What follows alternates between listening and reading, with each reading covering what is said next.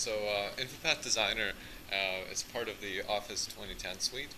And for those of you who've worked with the SharePoint Designer before, some of the concepts here are going to be familiar. If you haven't, then you'll also find it pretty interesting to know what's possible, what's not. So what I have here, I have just a regular team site here. And what I'm going to try to do as a part of this particular demo is to show you how you can modify form templates within SharePoint Designer, or create new form templates in SharePoint Designer. Sorry, not SharePoint Designer, SharePoint InfoPath Designer. So anytime I say SharePoint Designer, assume SharePoint InfoPath Designer, because I did it a couple of times before and it just seems to be stuck in my head. So anyways, if you look at the regular, for instance, this task list that we have, right, or any other list that we create, if you click Add a New Item, you see basically just regular task list. And what if we need to add a bit of a functionality to that particular form to extend some of the features here, like add a little bit more validation, or add some not too complex logic, doesn't do anything on the code behind, but enough for us to extend it. Or what if we need to just change the style and look and feel of this form? Well, InfoPath Designer is a pretty good tool that can be used for that purpose. And great improvement in 2010 version is that a lot of features that were available in 2007 InfoPath Designer, once you deploy your form with the changes, you couldn't run it in the browser. You had to have InfoPath client.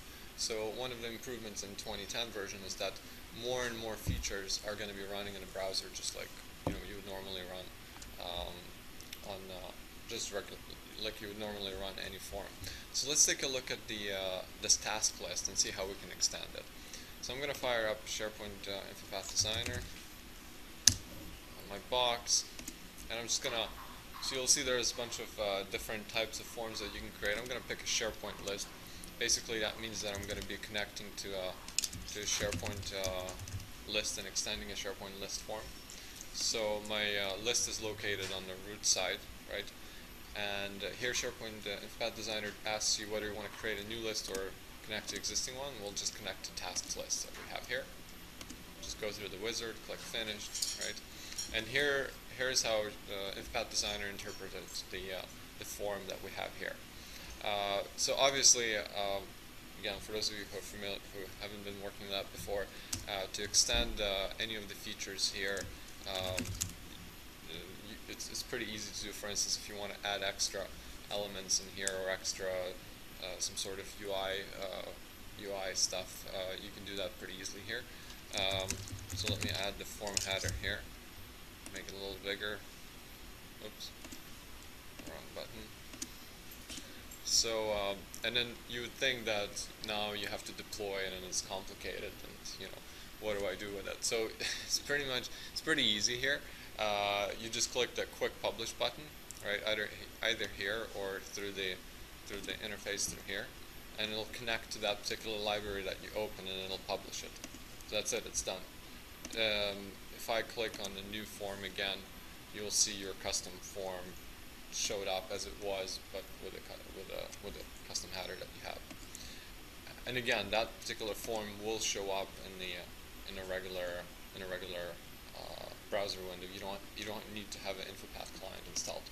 So one of the other things that you may want to choose, for instance, you may want to connect. You may want to show the controls that are bound to other forms on your SharePoint site. So for instance, I have a calendar list here, right? So let me create a new event on this calendar for today, and let's learn, right? So let's give it some name, just anything, and save it. And let's assume I want to create a new field now in this particular task list that will be bound to the calendar, whatever the purpose might be. But let's assume that we have a need to do something like that. So I'm going to insert a new row here, and then I'm just going to add this particular field, and I'm going to pick a date picker. So that date picker is going to be bound to my calendar list. So by default, this is just gonna, what this is gonna do, if I was just to add this particular field, this is gonna create a new field inside my list, inside my tasks list, right? And it'll store information as is. But if I want to pull the data from another list, I need to configure that. So I'm gonna go into properties of that particular field. Just gonna double click on it. Okay, I'll go to properties. Doesn't look like it's automatically going there. So I'll go to control properties, and then sorry, actually I'm using the wrong type of the control. So what I'm going to do is, since I want to link the existing event to this form, I'm just going to use a drop-down list rather than the date picker. Date picker is going to allow you only to pick a date, obviously, right? So, and then it asks me if I want to set choice manually or link to a list. I'm just going to link to existing list and pick that the title of the event is going to show up from that particular list. And if I double click on this particular control in the properties of that control, you will see that we're connecting to this particular data source and getting this entity with those particular IDs and display names. Pretty easy. Let's take a look at how that looks like, and then we're going to move on to something more interesting. So I'm going to open my task list. So now my calendar event, right? Now I can create the create a fields in this particular form that'll be linking to a data from another list. So when I save it, that information is actually pulled into that particular field that we created. So the field is getting created inside the list schema, and that information is stored from external list. And if you look at the type of that field, it's just a lookup list, right? Because we're looking up into the calendar list, and there's basically a link to the original item that we have in a calendar list. So going from that, I wanted to show you. Well, obviously, there's a couple of other interesting things that if you haven't worked with InfoPath Designer, you will be pretty impressed with. For instance, validation rules, right? So you can add a rule that will easily, validate the data in the field and then display some sort of a feedback message to the user. So, for instance, if this one is blank, then we'll make it, appear in a red color type of thing. And then there's a couple of other validation rules, and you can group them. You can have several validation rules on the one piece of the control. So and they will all trigger various validations on the control and display various type of feedback to the user. So if I deploy this particular form, right, refresh. Here's the demo of my validation, right? So it's red right now because it's not happy that I left it just like that. So if I enter some value, it just disappears. So one of the things that's also cool in InfoPath Designer, so you looked at how we linked to the another SharePoint list, right, and pulled the data from there. Well, one of the cool things also is that you can there's different types of data sources that you can create in SharePoint in InfoPath Designer. So if I switch to data and data connections tab, I can add different types of data connections. So I can add a data connection to submit the data to another web service or to the database, or to receive the data for the form. So for instance, if my form is getting submitted, it's being stored to the list, and also I could say, and on the top of you storing that data to the list, also execute some sort of a custom, insertion in a database or something like that, or in some sort of line of business application. So you can also receive a data from from external locations. Let's take a look at what those are. So here's some of the choices that I have to receive the data from different locations. So I can use a SOAP web service, REST web service, another SharePoint list or library, just like we did with a calendar, database, or XML document. So let's take a look at how we can use, how we can retrieve the data from the REST service, right? So I'm not going to create the data connection from here. Rather, I'm going to go into this control that I that we've added here called calendar event, and I'm going to modify that one to connect to my REST service and pull data from there. So the REST service that I'm going to be using for that is going to be Habanero Vimeo albums. So we have a couple of Vimeo albums here, and I'm just going to click on this one and grab. Basically, I'm gonna list all of the Vimeo videos located in this particular album, and it's pretty easy. Like obviously, in this case we're using Vimeo. It has to expose that REST service, but it's pretty easy to integrate that REST call within your SharePoint with InfoPath Designer once you have it. So here's the call that Vimeo allows you to pull your data for the relevant album, right? And here's the album ID that we're dealing with. So I'm just going to copy that, and so here's my field where I want to display everything. Well, we're going to call it, rather than calendar event, we're going to call it video. And I'm going to go to the properties of that control, and so here's the existing data source, right? It's an old data source for calendar. I'm going to click add, receive data, yeah. REST service, yeah. Here's the URL, next. Okay, finished. And here it recognizes right away what's coming back as a result of that call. And it allows you to pick the entity. In this case, I'm going to pick the title. And then I'm just going to display everything as is. Click OK. Let's preview this form and see how it looks. It gives me the warning that I'm trying to access to the external data source. You could have those specified as a trusted locations, and that way it's not gonna give you the warning. Where do you define that as part of the form itself? And is it there, or is it something more on the server level? Sorry, didn't get it. Where would you specify the trusted locations? Oh, in central administration. Okay. Yeah. Yeah. For central administration, you could specify that in that way. So also one important thing, the reason why I'm previewing it right now and not publishing it in a browser, if I'm previewing it, it'll just give me this warning message, right? But it'll still let me execute the call to my web service because I'll say, yeah, it's trusted. If it's in the browser, it'll actually won't load it. It won't load it if it's not trusted. It'll just say, sorry, this is not in trusted location. You have to put it in, otherwise I'm not going to load it. So it'll load the form, but it won't load that particular component that's connecting. And in this case, it's the video thing, the video control. So this information is coming back. You see, it's coming back actually from Vimeo. It's a live information. So so it's pretty neat. I mean, you can do all sorts of things, right? If you have line of business applications or other applications retrieving data.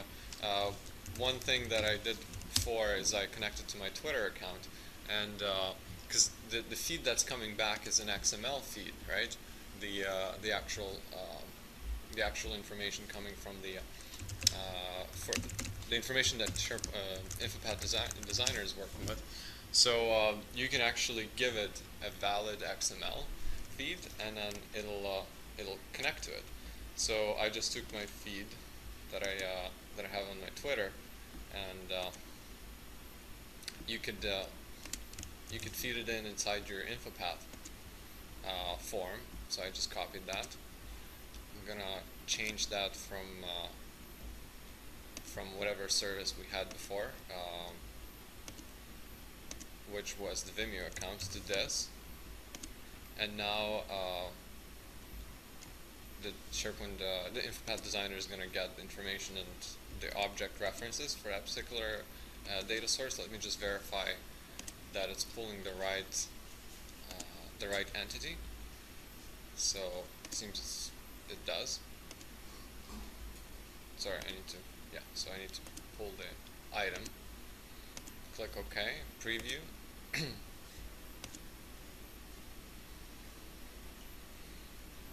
So it's supposed to pull the titles of my Twitter, whatever, right?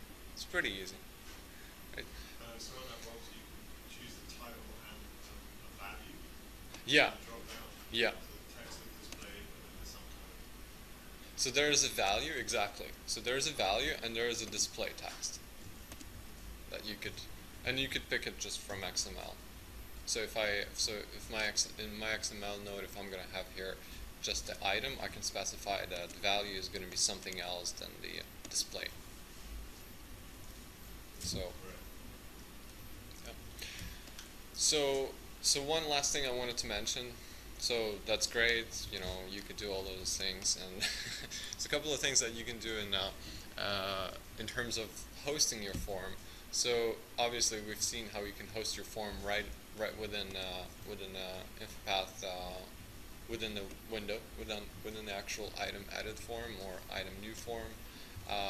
You can also host your form within the InfoPath client application. So some clients want to be able to have a form that they fill out offline and then submit once they're connected to, you know, online.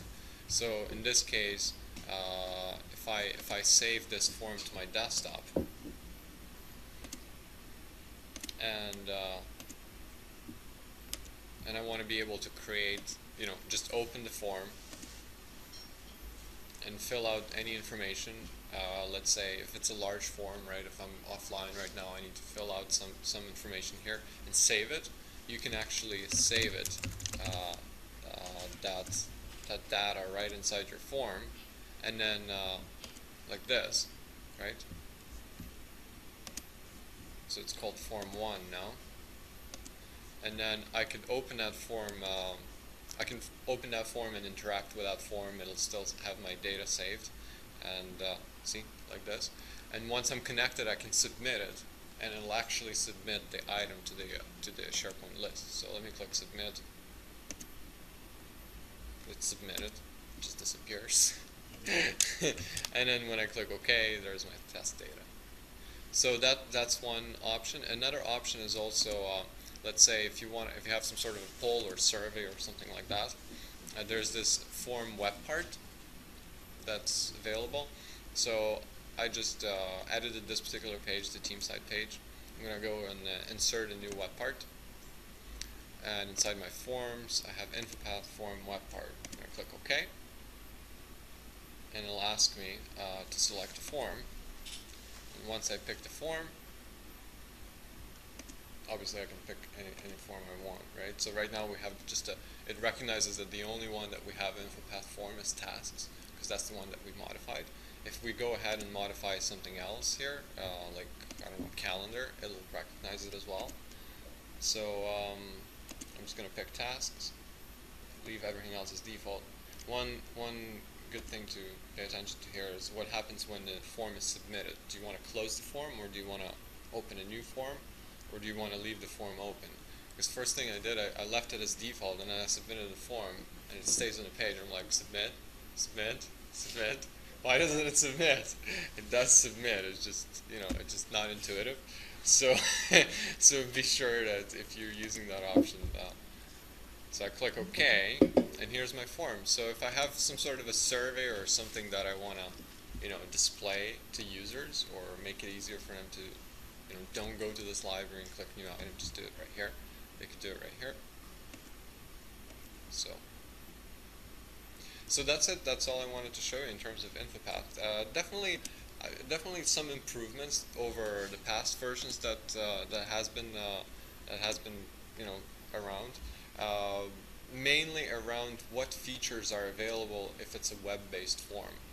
Because again, in the previous version, if you had you could not use primitive things as, let's say, a drop-down list that's populated, right? If you make it or I don't know, the checkbox list, you couldn't use it if it's a web-based form, if it's bound to another, you know, service for the data.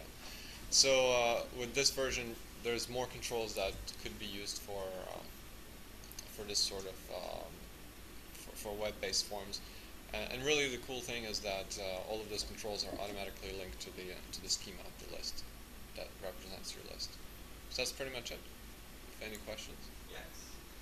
You mentioned like when you do the default settings, does that give you any feedback as to what happens when you submit it? Is there a way to add more richness as to What happens? prompting or something like that? Oh yeah, Maybe absolutely. something like that? Absolutely. So I think the question is, can you modify what happens when the form is submitted? Yeah. Is that right? Yeah, to get more feedback as to potential failures or Oh yeah. issues or Yeah, absolutely. There are, what you could do. You could modify form submission. What happens in the form submission? So inside your data tab here, there's the little area here Yeah. for on form submission, and you can actually perform certain or do some sort of validation what happens before form gets submitted, and also add any rules that get triggered when the form gets submitted. So you could do validation upon form submission, as well as that's where you specify if you need to submit the form to some other, let's say, a web service or external database. That's where you would specify what happens to it. On the top of your submission rules, you could also specify it. Absolutely, yes. Which I'm not going to show. how is the feedback presented? Is it pop up by default or is it just When the form is submitted, because if you want to provide feedback to the user, like the form has successfully right. been submitted or I think by default you'll get an alert box that says there's something wrong with it, and then alert box of a type of this. I'll show you. So let me publish this one. Switch back to my tasks list. Let me create a new item. So remember that secure, the security that I haven't enabled? Well, this is the type of alert that you would get on a submission. Or as well as like if it's something like validation rules on a particular columns, right? Like a title in here. Obviously, I would get whatever you choose, right? So right now I cannot submit, because it tells me that you have this field that's red that you left blank. So it's really up to you to define how your fields are gonna, how your rules are gonna be presented. So right when you add a new rule, add a rule. that's good. Yeah, this is what you choose. What's gonna happen. By default, you would just get a kind of pop up. So like with an ERS. Yeah, so that's one of the options. Yeah, one of the options. They added conditional validation as available in condition required fields. So more logic. So more logic to the field. Required dependent on the value of those. Yes, you could do that. Let me find that. I hope I'll be able to find it. So let's pick this rule. So the condition. So there is a condition. Title is blank, right? What I could do, I could specify, the field from here, and then. So those are just primitive validation rules. But there's also, let's add a new condition. New validation, new condition. Yeah, it looks like those are. Oh, there, the expression, and then you can actually add expression, more complex expressions. So this field, which is the title, right? We just added the condition, the rule to it. That'll depend on the value or whatever expression we're gonna pick from here. And then from here, so there's a couple of them. There's like a simple ones that say title is equal to or whatever, right? And there's more complex like select a field or group, and then you could, you can pick more items from here, and then do more complex validation from here.